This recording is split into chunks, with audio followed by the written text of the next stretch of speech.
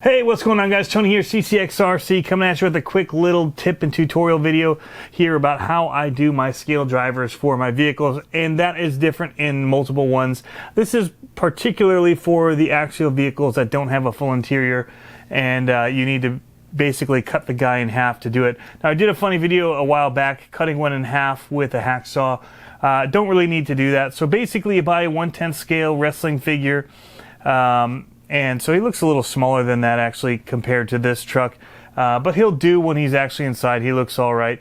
My other one actually went to my mud truck, so I had to get a new one, and my boys lost the other ones that I had. So basically what I want to be able to do is I want to be able to put them back together like this if you want to be able to have them at the garage or whatever. And so the quick tip for that is to get these extra duty strength Velcros here, and they're pretty much the perfect size to stick on their waist here and then onto the bottom of the figure here. So when you cut them out, look at that, perfect size. You might have to trim it just a little bit when you're done, but it allows you to basically put these guys back together. Now, I did have to cut these apart. Some people have said that they've pulled them apart, and the trick that I found for that is you could hacksaw them, but I was trying to do it with just a razor blade like this.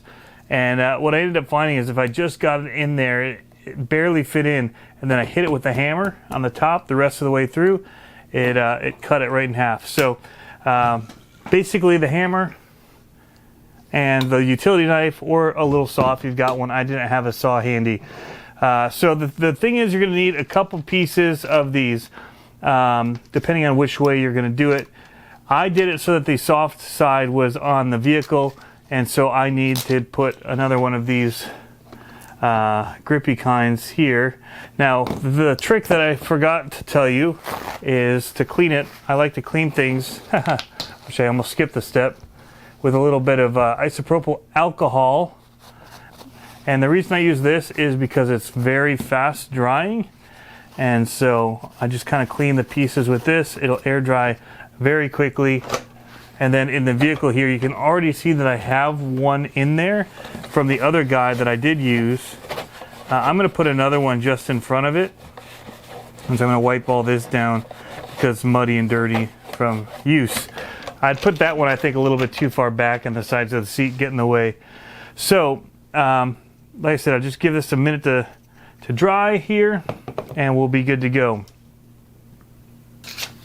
So again, very simple. We're just going to stick this right onto the base of the guy here now that he's dried up. You can see it's a pretty good fit. It does overhang a little bit here, and so I'll just take that knife and trim it along the back here. Get the excess off.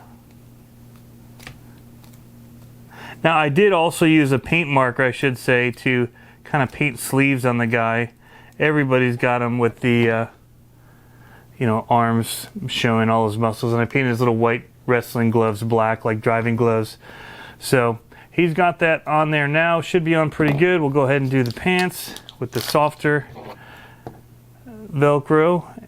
And I'm also going to, now this is super sticky. I'm also going to just clean this up a little bit here with the knife. Get rid of some of these and flatten this out a little bit.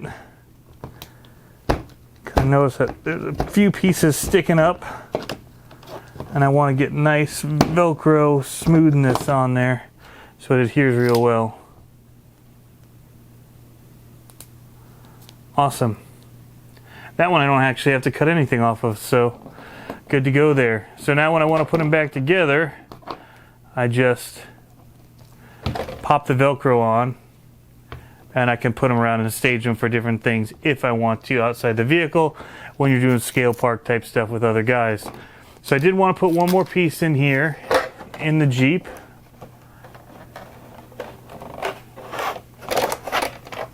That way I can make sure that he's sitting in here good. Like so.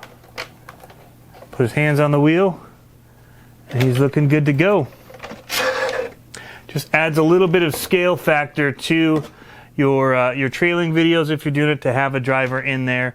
And so that's why I wanted to get a new one in here, because I did one recently and I didn't have a driver and I didn't like how it looked. And so I realized I had to remedy that. And so that quickly, we were able to remedy it. I'll go ahead and attach his hands here to the steering wheel, because even with the Velcro, if you hit hard enough bumps or you crash hard enough, he will come out, and having his hand on the steering wheel is one way to make sure you don't accidentally lose him. I used to have a dog that was driving in here with this guy, with the other guy, but I lost him a long time ago, bounced out, and I didn't realize it. So there we go. He's in there pretty good. So that's the quick tip for putting your scale driver into your vehicle. Again, I can pull him out. I just keep the pants somewhere where I have them if I need them. Alrighty guys, so there you go. That's the quick tip on how to do the scale driver and be able to use them both in and out of the vehicle after you've cut them in half. Very simple. Again, it was one of those why didn't I think of that moments when I saw how Jack and the tank were doing that. And so I thought I'd just share that in case somebody was new and wanting to figure out a way to mount their drivers in their vehicles. The first guy had actually super glued in. So this works way better and you know, gives you more options. So when the guy broke out that I'd super glued in, I did switch and do this. But my hacksawing did make it a little bit trickier because I did not have smooth surfaces to work with. Anyway, thanks for tuning in guys. As always, have fun RCing, and we'll catch you next time.